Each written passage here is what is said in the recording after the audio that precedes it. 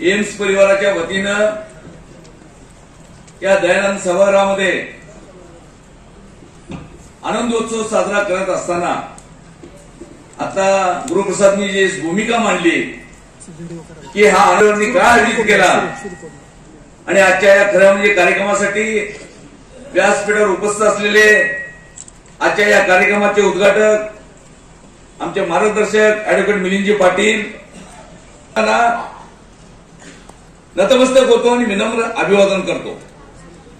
जेव्हा हे आनंदोत्सव साजरा करायचं कल्पना पुढे गुरुप्रसादनी मांडली आणि इथं जेव्हा मी व्यासपीठावर बसलो त्या इथं समोर बसलेले कारसेवक जे मला दिसत होते याच्यामध्ये की याच्यामध्ये विरुपाक्ष स्वामीजी असतील, साहेबरावजी असतील, आमचे व्यंकटरावजी असतील, या ठिकाणी अनेक कारसेवक या ठिकाणी बसलेले, गोपे मामा आहेत। आणि या ठिकाणी बसत असताना माझी घटनाक्रम थोडंसं माझ्या समोर आलं। मला फक्त 2 मिनिटात बोलायचं, मी 2 मिनिटात माझं मनोगत या ठिकाणी संपवणार आहे। जेव्हा मला इथं आठवते की सुनील वनराव बसलेले आहेत, 1985 मध्ये फैजाबादचा निकाल आला आणि राम मंदिराची पूजा करण्याची परवानगी मिळाली आणि त्याचाही आनंदोत्सव साजरा करण्यासाठी आम्ही गोल्यात एकत्र आलो।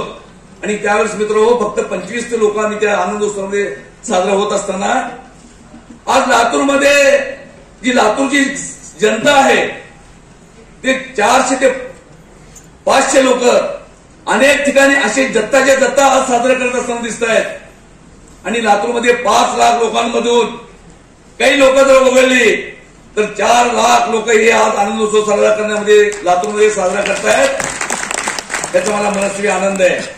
आणि इतकंच नाही, जेव्हा कोठारी बंधूंचा त्या ठिकाणी बलिदान झालं, आपलं भगवा ध्वज त्या ढाच्यावरती फडकावलं आणि जेव्हा आम्ही या ठिकाणी आनंदोत्सव काढला आम्ही याच्या लातूरमध्ये आणि कामठाणकर महाराजाला साक्षीला आहेत की ज्यावेळेस मिरवणूक आम्ही काढली आणि पोलिसांनी जे आम्हाला मारलं, आमचा इतका मोठा मार होता याच्यामध्ये की आम्ही 8 दिवस पाठीवर झोपू शकत नव्हतो।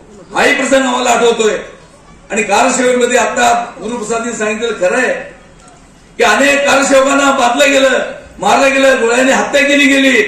हा सर्व घटनाक्रम जर आज पाहिलं तर आजचा आनंदोत्सव करत असताना, साजरा करत असताना की आमच्या मनात इतका आनंद होतो याच्यामध्ये की तो काळ आणि आत्ताचा काळ। आणि आज प्रत्येक जण सांगतो याच्यामध्ये यस। आणि ह्या कशामुळे झालं याच्यामध्ये अनेक जण म्हणतात की या देशामध्ये भगवानाचं जे श्रीकृष्णाचा अवतार या ठिकाणी अवतरलं माननीय मोदीजींच्या रूपामध्ये आणि त्यांनी जे सगळ्यांचं स्वप्न साकार केलं। आणि मला सांगायला आनंद वाटतो याच्यामध्ये की ज्या वेळेस मोदीजी खरं म्हणजे राम मंदिरासाठी जन्म घेतला असंच आम्हाला वाटतं। आणि आम्ही घोषणा देत असताना जी पूर्वी आम्ही घोषणा देत होतो की अयोध्या एक झाकी आहे, काशी मथुरा अभी बाकी है। आणि मी सर्व कारसेवकांना नम्र विनंती किंवा ईश्वराजवळ प्रार्थना करेन की अनेक कारसेवक इथं वयस्कर बसलेले आहेत आणि काशी मथुरा जेव्हा आमचं स्वप्न पूर्ण होईल तोपर्यंत कारसेवकांना आमच्या त्यांच्याकडे आयुष्य द्यावं असं ईश्वराची प्रार्थना करतो। सर्व कारसेवकांना परत एकदा विनम्र अभिवादन करतो, व्यासपीठावर सर्व मान्यवरांचं स्वागत करतो आणि परत माझं मनोगत संपवतो। धन्यवाद। जय श्रीराम।